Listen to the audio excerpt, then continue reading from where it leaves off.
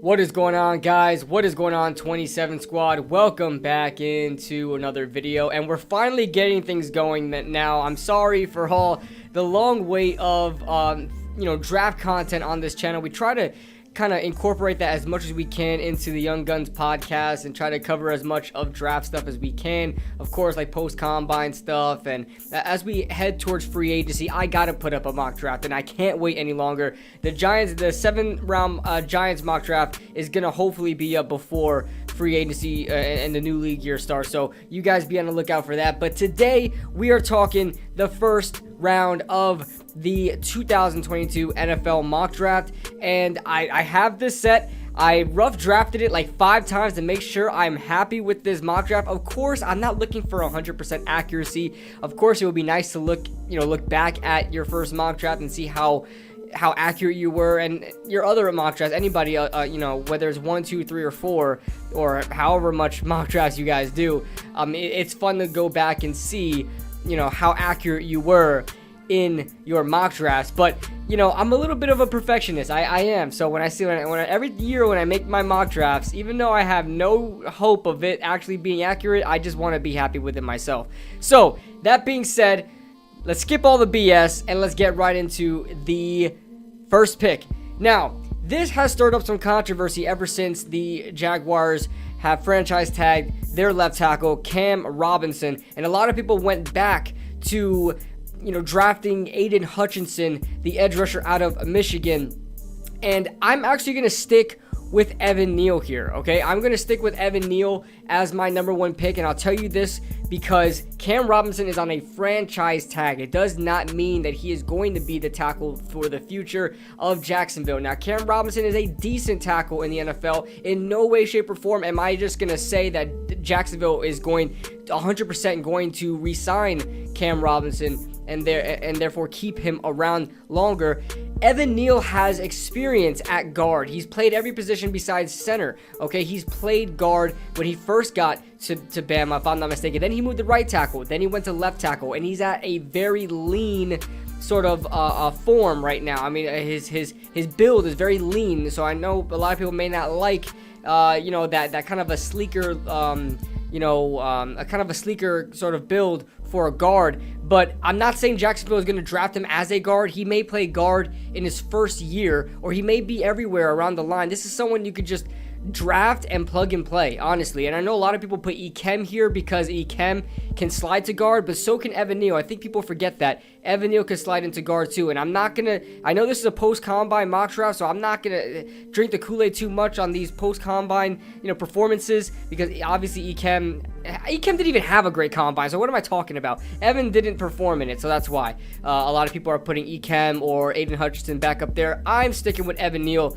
as my number 1 overall pick. I don't think Evan Neal is number 1 overall pick worthy. I think Aiden Hutchinson more so is, but if you look at, if you weigh out best player available versus best player available that fits your need, I really think it's Evan Neal. I mean, the severity of the need there for that offensive line to protect your future franchise quarterback in Trevor Lawrence is a huge need, and you still have 2 first round edge rushers in that 3-4 defense that you have in Jacksonville. So that being said, let's move on to Detroit. People have gotten really funky with this pick, okay? People have gotten Malik Willis. Now, Malik Willis is a little bit more understandable. People could drink the Kool-Aid on that. And then, obviously, he is a quarterback, so that position kind of outweighs a lot of other positions. And you don't have to be, phenomenal and Hall of Fame worthy to be a number 2 overall pick as a quarterback. But Malik Willis is just not a good pick here at 2. What I'm going for at 2 is Aiden Hutchinson, okay? Listen, their defense is really bad right now. They need some sort of pass rush. Aiden Hutchinson is going to fill that very nicely.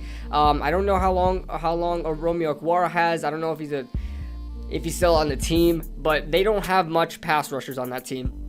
Aiden Hutchinson is going to help them out a lot. So now we're going to go to this number 3 over. This one breaks my heart. I wanted so badly to be Kyle Hamilton. I really want Kyle Hamilton to go number 3. I was really hoping that somebody was going to bite on getting a safety that high, because I really don't want to see this player go. But I have to do it. Kayvon Thibodeau coming off the board at number 3. It just makes all the sense in the world. Now, they can definitely go Ikem Ekwonu here. This is not this is the big debate, okay? I understand both sides. They can definitely go Ikem Ekwonu here. And because of the, obviously you don't know what's going to happen with Laramie Tunsil in the future. He may not be the future of the Houston Texans. And I'm not really sure who they have at right tackle. It's escaping my mind right now.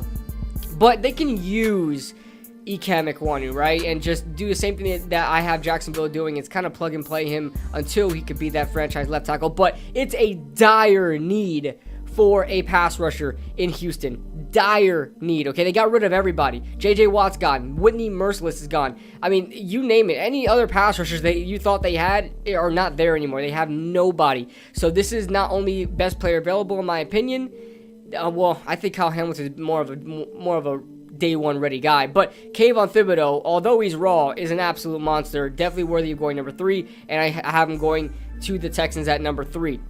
They can kind of get their replacement for a star pass rusher that that J.J. Watt kind of left behind. Okay, so we move on to the Jets. Now, this one is questionable, right? And I'll explain why. And I'm going to have Kyle Hamilton going out here from the Jets.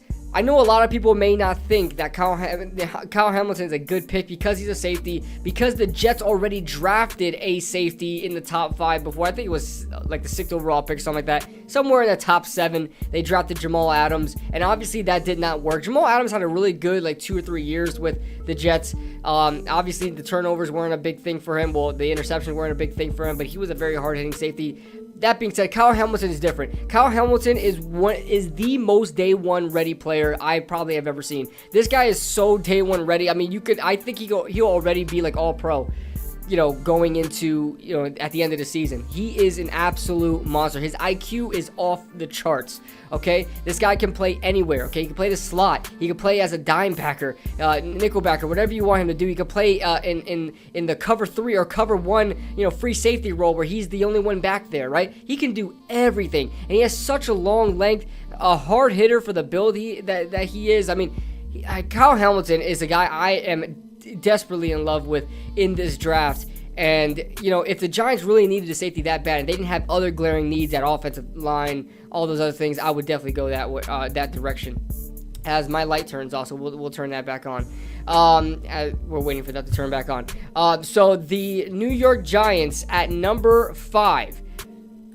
I am sorry, my light decided to turn off on me, but the New York Giants at number 5. At number 5, I'm going to have the New York Giants taking Ikem Ekwonu.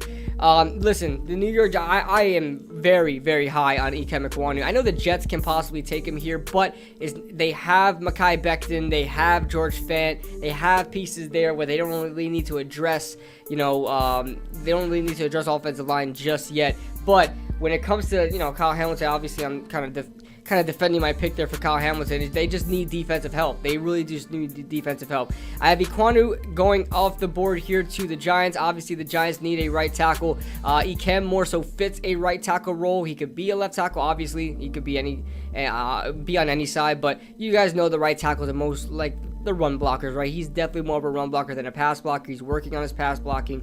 But I could definitely see Andrew Thomas and Ikem Ekwonu tearing up the league and being a nightmare for defenses in the NFL. Then we move on to the Panthers at number 6. And I'm gonna make kind of a ballsy move here. A lot of people aren't doing it. Well, I see some people doing it. Malik Willis coming off the board here.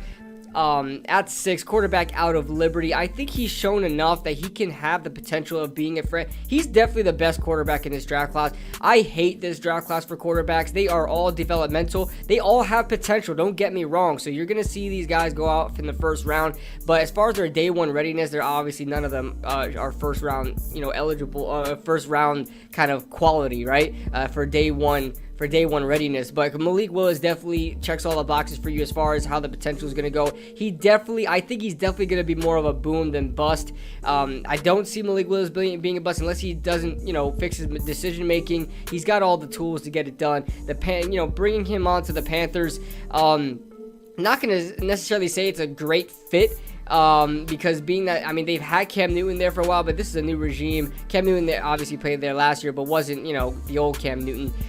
We'll see how Matt Rule kind of, fits Malik Willis into that offense. And of course, they have to try to rebuild around Malik Willis as well. Their offensive line isn't very good. They're thinking about trading Christian McCaffrey during the free agency new league year, and it's all going downhill as far as their offense goes. So they really need to worry about getting their franchise quarterback soon, especially with Matt Rule's timer being up very soon as head coach of the Panthers. We move on to the Giants' second pick in the top 10, and we are going to be taking Ahmad Gardner, quarterback out of Cincinnati. Now, I'm a big Derek Stingley fan, but I'm starting to like Ahmad Gardner a little bit more. I know Derek Stingley doesn't really have a lot of tape in the past 2 years. I think he's played a total of like 10 games in the past 2 years in total. So it's going to be very hard to determine, or very hard to prioritize Derek Stingley over a guy like Ahmad Gardner, who's pretty much been playing. And we have a huge sample size of him, and we've seen how, what he's done lately. Had a decent, I think he performed at the combine. I could be wrong about that. But Ahmad Gardner, watching his tape, I'm very, very much in love with Ahmad Gardner. I definitely see Gardner being more of a zone corner than a man corner. Don't know how Wink Martindale's gonna do his defense. I'm pretty sure that he plays man, but he's got a long wingspan. I'm pretty sure he can adjust to man if that is the case. So we then move on to Atlanta at number 8. Now, they can go in different directions here. They can address the interior defensive line. They can address their wide receiving core with Garrett Wilson. I'm going to have them addressing another cornerback spot here. So 2 corners coming off the board at the same time, consecutively. And that is Derek Stingley coming off the board to match him with A.J. Terrell. They are definitely, even though A.J. Terrell is a phenomenal corner and definitely a staple of their defense right now, and a cornerstone of their defense right now, they definitely have no depth in that secondary besides A.J. Terrell. So putting Derek Stingley in there is going to make things a lot easier. The offense definitely has some needs, but definitely has more going for itself than that defense. The defense is putrid. It's terrible. They have to work on the defense, and working on that back end is going to help out a lot and give A.J. Terrell just a little bit of a breather, right? So we move on now to the Seattle Seahawks, who just traded to get here, traded Russell Wilson to the Denver Broncos, and now they're on the board. Now they have a first-round pick, and I have them grabbing Charles Cross. This is a match made in heaven type pick. I could definitely see Charles Cross being a Seattle Seahawk. The Seattle Seahawks need to make up for their mistakes, okay? Need to learn from their past relationships, right? I don't want to go all Colin Cowherd on you guys and just compare everything football-related to everything that's happened, everything like relationships, right? Marriages and relationships, but you learn a lot from your exes, okay? You learn a lot from your past relationships. And, the Seattle Seahawks relationship with Russell Wilson went downhill because they just couldn't, put the right help around their superstar quarterback. And they need offensive line help. That's something that Russell Wilson was crying for and begging for in his final days with Seattle. And they just could not do that for him. They had to make up for that because there are huge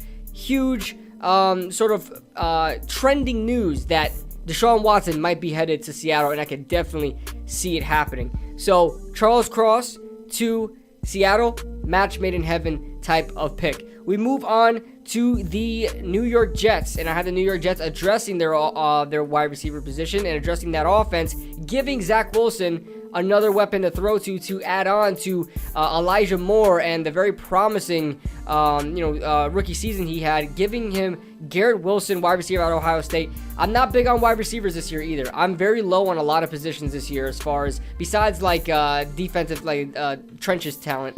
I'm really high on that, but everything else, as my alarm is going off, I'm getting everything. The lights going off, alarm's going off.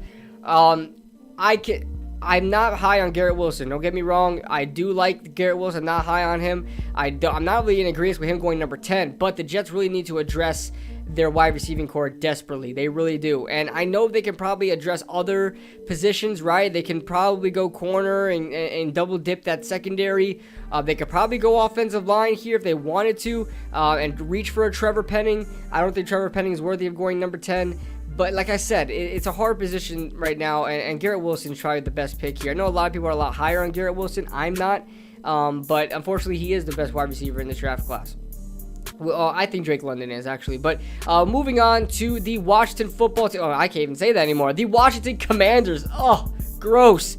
Washington Commanders, they're on the clock, and I'm gonna have them taking. I know the more kind of sensible option is Drake London, but I'm gonna have the Commanders taking Chris Olave, wide receiver out of Ohio State. I think you could just really add to that speed and shiftiness that the Commanders have been kind of trending with. You got Terry McLaurin on the outside, great route runner, is speedy guy. Curtis Samuel in the slot doing that same thing. Chris Olave, no different, man. He can do everything that those guys can do. Very shifty, extremely fast. Ran just about a 4.40. I think it was like 4.39 or something like that.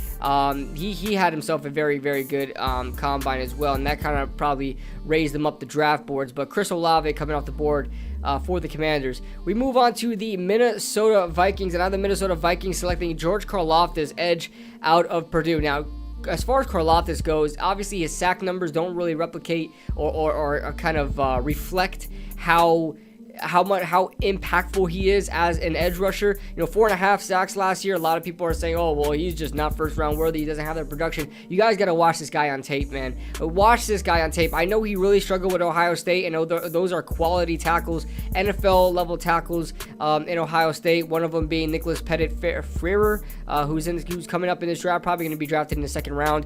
He struggled against them. George Karlaftis did, but everyone else, man, he doesn't really make up for it in the sack numbers, but the pressures, man, he's very high motor. Probably one of the most day one ready edge rushers in this draft, in my opinion. I think he's going to hit the ground running, and he could only get better from here. He is a rookie, so I have George Karlaftis coming in and being added to that old Minnesota defensive line, rejuvenating that Minnesota defensive line, and helping out the defense.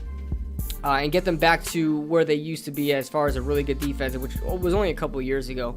We move on to the Cleveland Browns. I have the Cleveland Browns, as I look through my notes here, I have the Cleveland Browns selecting Jermaine Johnson, edge rusher out of Florida State. I really like Jermaine Johnson. I think he could fit a lot of different scheme fits. He could stand up. He could put his hands in the dirt, play that 2-point, play that 3-point. Has a big body and can get around the edge. Has decent bend, a little stiff, but decent bend for his size. I think he'd do it all, man. I think he's a prototypical pass rusher in the NFL. I think he's definitely going to have success. Cleveland needs some guys on that defense and needs someone to help out with Myles Garrett. Their defensive line is looking a little lacking besides having Myles Garrett there. So putting Jermaine Johnson, beside of Myles Garrett is definitely going to help that Cleveland team. Move on to the Baltimore Ravens. I know a lot of people, the popular pick here is Tyler Linderbaum, and it makes sense, right? Lamar Jackson, constantly on the run, and get back to, the Baltimore Ravens, helping out that offensive line. But that's the thing, though. Baltimore's offensive line is very, very good already. I mean, they can address center pretty much anywhere. I know it'll kind of be overkill, and there's no such thing as overkill when addressing your needs and trying to help your team out. But Tyler Linderbaum, do you really need Tyler Linderbaum to be that much of a better offensive line? I mean, how much of an impact is that much of a great player going to have on an already great offensive line? I'm going to have them address the defensive line a little bit because their defensive line has a lot of free agents, a lot of players that just aren't very good.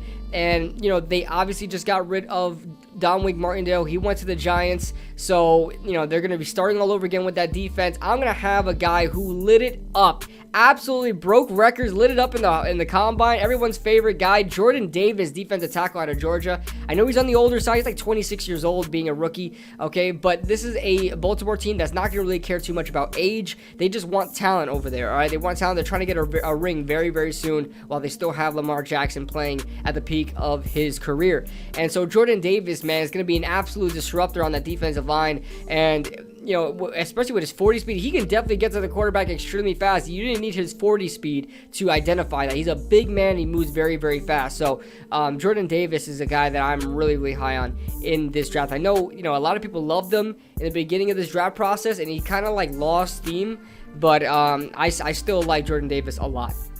We move on to one of three of the Philadelphia Eagles. Man, the Eagles can't mess this up, man. With the talent that's going to be there at 15, 16, and 19, the Eagles cannot mess this up, and I'm so upset because I'm a Giants fan, and the Eagles are going to have a great amount of players still on the board, and it's going to help out their defense a lot. And the first one I have coming off the board is Devin Lloyd.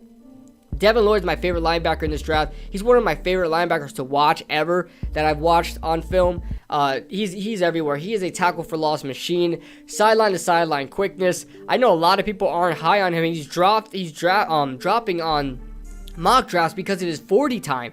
When are we ever going to learn that 40 times are not everything? Okay, 40 times are not everything. Cooper Kupp ran a 4.7 40 time, and I'm pretty sure he still burns people in the NFL, and I'm pretty sure he won the Triple Crown in the NFL this year, okay, and won Offensive Player of the Year, okay? The 40 times aren't everything. Devin Lloyd ran a 4.7 40 time. Everybody knows in their minds, in their hearts, that Devin Lloyd does not run a freaking 4.7 40 time. Okay, so Devin Lloyd coming off the board here is going to help their linebacking core, and there's nothing more to be said than that. Next, they're going to fill another defensive need they had, and that is Andrew Booth, cornerback out of Clemson. I love Andrew Booth. I think he's one of the most kind of fascinating players to watch in this as far as the draft prospects go. I really like his energy he brings. I really like how fluid his hips are. I really like how reactive he is. He's very, very reactive to the quarterback, to the offense, to the wide receiver. I mean, I love Andrew Booth, and it's a shame to see him go to the Philadelphia Eagles. We then move on to the Los Angeles Chargers. They can go in different directions here. They could possibly have gotten edge rusher here, but they addressed that with trading for Khalil Mack. So that being said, Trevor Penning coming off the board here. I know they have obviously Rashawn Slater, who did very, very well in his rookie season at left tackle, and they have Brian Bulaga coming back from injury. He's a little bit on the older side. They're one of their free agent guys from Green Bay. But Trevor Penning is a guy that, in my opinion, can make a switch to guard, and it's not. Drafting at 17, it's not like you have to put Trevor Penning at tackle because of like positional value, and because obviously if you draft really high, you don't want to put somebody at guard that's supposed to be a tackle. But Trevor Penning could play that guard role until he's able to play one of the tackle roles, and that being obviously the right tackle role in my opinion. I think he's better as a run blocker anyway, so I think he's a match made in heaven type pick here for the Los Angeles Chargers. So I like the pick. Moving on to the New Orleans Saints. We're going to have them addressing, listen, Michael Thomas, we don't know when he's coming back, right? We don't know when Michael Thomas is coming back. Why not get a guy that can sort of replicate what Michael Thomas kind of adds to the football field, and that's Drake London. Drake London is a guy that I'm pretty high on in this draft. I'm not going to sit out here and say he's going to be some sort of like the best wide receiver, instantly like a top 10 wide receiver or top 5 wide receiver like Jamar Chase was, but Drake London just gets the job done. Really, he's highly targeted in when he was at USC. Highly targeted. He was like the main part of that offense. He was always getting the ball thrown to him, 10, 15 targets a game. He was always catching the ball, very sure-handed, catches those jump balls, very nimble on his feet, has very great releases, very light on his feet for a more of a taller build wide receiver. Reminds me a lot of a guy like Michael Thomas, okay? So, and kind of like a faster Michael Pittman. So I really like Drake London out of USC. And I have him going to New Orleans here. They can definitely get quarterback here. That's no doubt. They could definitely get a quarterback there, but I think you should try to address that wide receiver position a little bit there. Now their last pick, the Philadelphia Eagles at 19. I have them taking. This one's a more of a. I'm thinking a little too hard about these picks, and I'm sorry, but David Ojabo coming off the board at 19. He's more of a 3-4 guy, right? But the Philadelphia Eagles run a 4-3. And they don't really need a defensive end, right? They don't really need a pass rusher. Brendan Graham, though, is 34 years old. Okay, Derek Barnett, we don't really know what they're going to do with Derek Barnett. And remember, like when they drafted Derek Barnett, they didn't need Derek Barnett. They just drafted Derek Barnett for depth, and eventually he became a starter. I feel like they could do the same thing with David Ojabo. Ojabo is in no position. I hate saying this because I like David Ojabo, but I don't think he's ready to start yet. I know a lot of people think that's blasphemous, but David Ojabo, to me, is very, very raw. Very raw player, has just speed, and we all know that speed rushers that just have speed to their game, going into the NFL, don't have success, okay? You look at how Leonard Floyd started early on in his career. It just didn't work, right? Because he was just a speed rusher off the edge. Takk McKinley going to Atlanta, just a speed rusher off the edge. He didn't have much success either. David Ojabo reminds me a lot of those two, and I don't see him having success early. He definitely has to learn some pass rush moves, learn his hand technique, and here he has the bend down, he has the speed rush down, has a lot to learn. I don't think he's in a position to start, so this is a perfect fit for him to come in here and learn behind these other pass rushers and eventually get his role. We move on to number 20. Number 20, I have the Pittsburgh boy staying in Pittsburgh, going to the Pittsburgh Steelers, Kenny Pickett.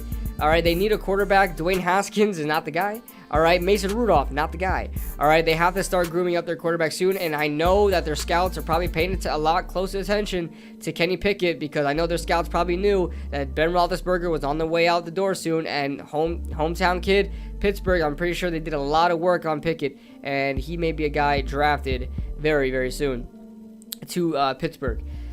We move to the New England Patriots. I think this is another match made in heaven type pick. I might not change this pick as far as Nakobe Dean lasts this long or gets this far down the draft board, but Nakobe Dean fits a huge need for the Patriots. I think just is a Patriot type guy. You look at the past, Patriot linebackers that's been there. I just see Nakobe Dean being one of those guys. And as far as their defenses go, they have a lot of free agents on that team, but they need some drafted talent. They need some superstar drafted talent. I think Nakobe Dean definitely could fit that role for them. Moving on.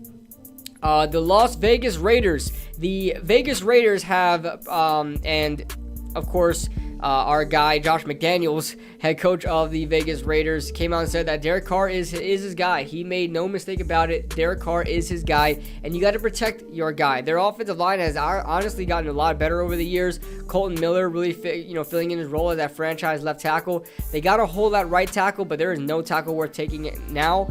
But so address your interior. Get yourself Tyler Linderbaum, who, in the early part of this draft process was a guy looked at in the top 10. And now he falls all the way down to 22. You make sure you get your guy there, help address that offensive line.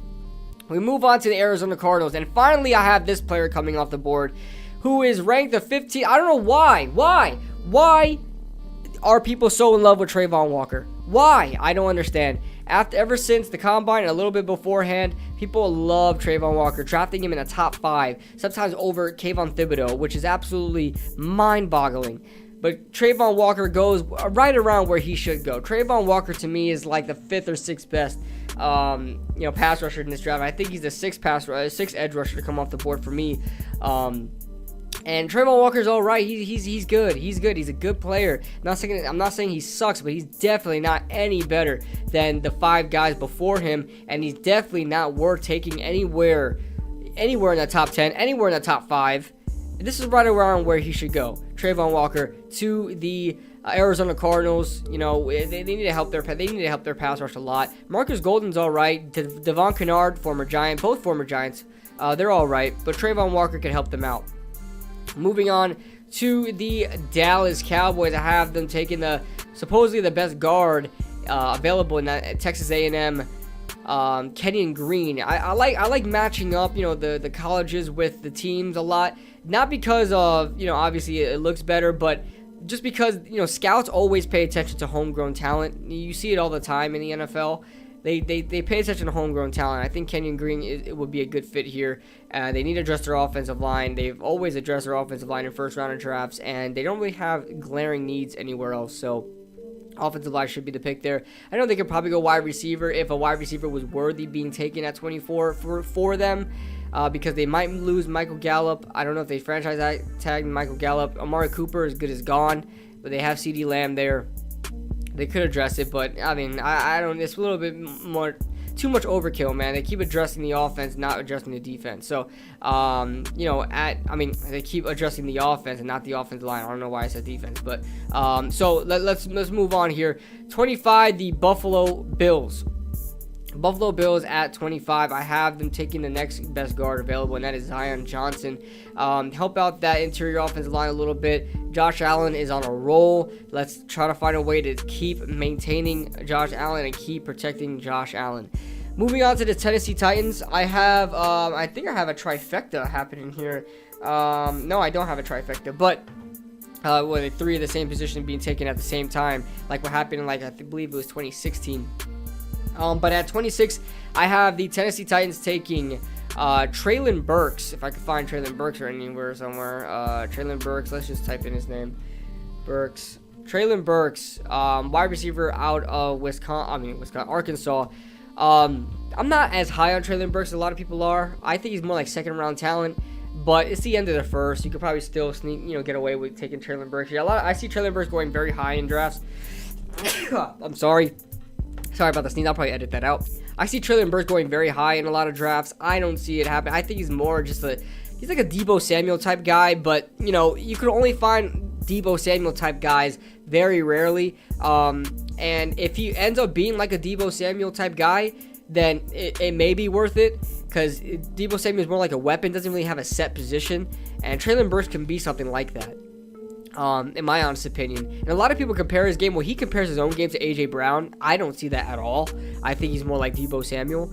But Treylon Burks could be a good pick here. And if he compares himself to A.J. Brown, well, prepare yourself. Then you'll be a Tennessee Titan with A.J. Brown.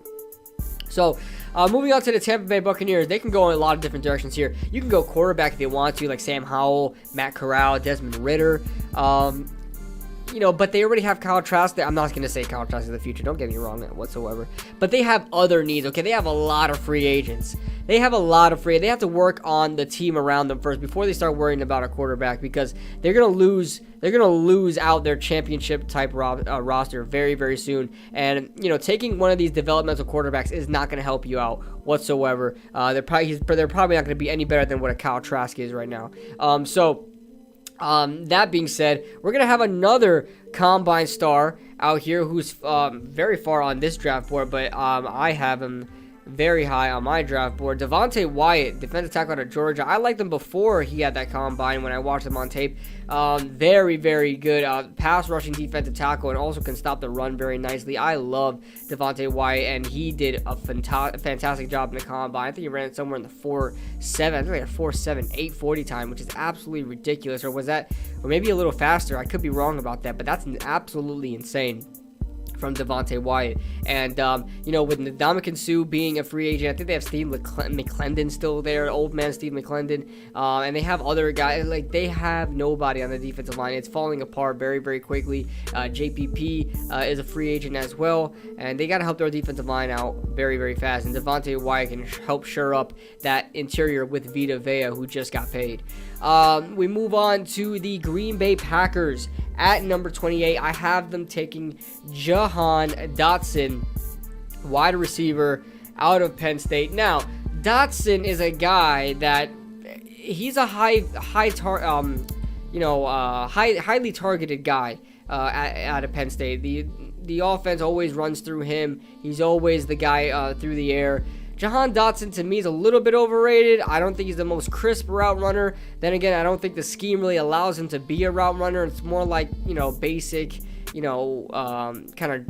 over routes and bunch of 9 routes, stuff like that, stop and goes, things like that. But, Jahan Dotson is like a zone beater. He finds the soft spots in zones like a Cooper Kupp does, and, he can make money. He can make money in the NFL doing that, and I know Aaron Rodgers is going to help him out when it comes to that as well, one of the smartest quarterbacks in the game. So, Jahan Dotson to Green Bay. Moving on to the Miami Dolphins at number 29, and I have them taking Bernhard Rainman. Now, I'm not too familiar with Bernhard Rainman, but he seems to be the tackle that everybody is taking. I watched a little bit of him, but he seems to be that guy that is slipping up into the first round, and I can see him going here, helping out that offensive line. Austin Jackson just was not doing. I didn't like Austin Jackson in the draft anyway. I didn't think he was going to be good, but they put him at guard and see how they're going to work out. So we'll see what happens there. We move on to the Kansas City Chiefs. I have the Kansas City Chiefs taking Daxton Hill. Daxton Hill, the safety out of Michigan. Now, again, another guy I'm not really too high on in Daxton Hill, okay? I think he really doesn't have a set position that he played in Michigan, sort of like a Jabril Peppers did. You got to be very careful with that. But he's going to have a set position in the NFL. It's just how it works. Swiss Army knives really don't stay Swiss Army knives in the NFL. They always have a set role. And Daxton Hill, to me, is going to be more of a slot corner type dude. And they're going to need that, like a Tyrann Mathieu was. Tyrann Mathieu is more like a slot corner, free safety, strong safety. I mean, he's a lot of that. Daxton Hill can help fill in that role. Tyrann Mathieu is a free agent. I don't think he plans on staying in Kansas City because he's talking about free agency and stuff. So Daxton Hill will be a good guy to replace Tyrann Mathieu with. Moving on to the Cincinnati Bengals. They had a lot of problems with their offensive line, don't get me wrong, but I don't see an offensive lineman, or a tackle rather, worthy of being taken at the end of this first round. I really don't like the rest of the tackles here. I feel like you could wait a little longer. I mean, you drafted Jackson Carman at the beginning of the second last season as well, so it's clear you guys don't really have the best kind of evaluator of talent of tackles. Jonah Williams is all right, by the way, but you got to go with the best corner available, because everybody's ragging on one of your corners there in Eli Apple. You got to go McDuffie, Trent McDuffie, and he's a guy that's going really high in drafts lately. I'm not too big on Washington corners. I know Washington corners are all right. They look good because they shadow. They're playing that cover 3. They're shadowing over top the wide receiver. They're not allowing a lot of yardage. They're not allowing themselves to get too. They don't allow themselves to get beat. They just give green grass in front of them, in front of the wide receiver. I'm not too big on Trent McDuffie. I think he's all right. I think he's good, but I think this is right around where he's going to go in the end of this first round. Anyway, I like Trent McDuffie. Don't get me wrong. I'm not saying he sucks, okay? But I'm just not going to drink the Kool-Aid on McDuffie like Sidney Jones, right? Like people were very high on Sidney Jones, Washington corner. Byron Murphy's good. He's one of the better corners in the NFL right now for the Cardinals, but, he was drafted in the second round as well. So, McDuffie, this is right around where I see McDuffie being drafted. Next up, last pick of the first round, I have, a lot of people thought Malik Willis would go to the Detroit Lions at 2. I think you could wait a little longer, allow a quarterback to just grow behind Jared Goff, and that being Matt Corral. I like Matt Corral, man. I really do. I like Matt Corral, and I have a huge issue with his accuracy. I mean, it's ridiculously bad. Same thing with most of the quarterbacks in this draft. They're all just ridiculously bad with accuracy, like a Desmond Ridder. But I think Matt Corral has what it takes to learn for a couple years and then eventually, start. So I like Matt Corral being taken at the end of the first round at quarterback. A lot of quarterbacks being taken at 32. Look at Lamar Jackson, Teddy Bridgewater. I think Paxton Lynch too. A lot of quarterbacks taken at the very last pick of the first round. So that being said, guys, this is my mock draft in total. Evan Neal, Aiden Hutchinson, Kayvon Thibodeau going to the Texans. Jets taking Kyle Hamilton, Ekem, Malik Willis. You guys can just quickly scroll through it and see. I'm not going to keep going down and explain myself, but you guys can see who I have going where. I know there are a couple of snubs here. I know a lot of people like Khair Elam. But that being said, let me know your thoughts in the comment section below, guys. Leave a like if you guys enjoyed. Subscribe if you guys are new. And I'll see you guys in the next video.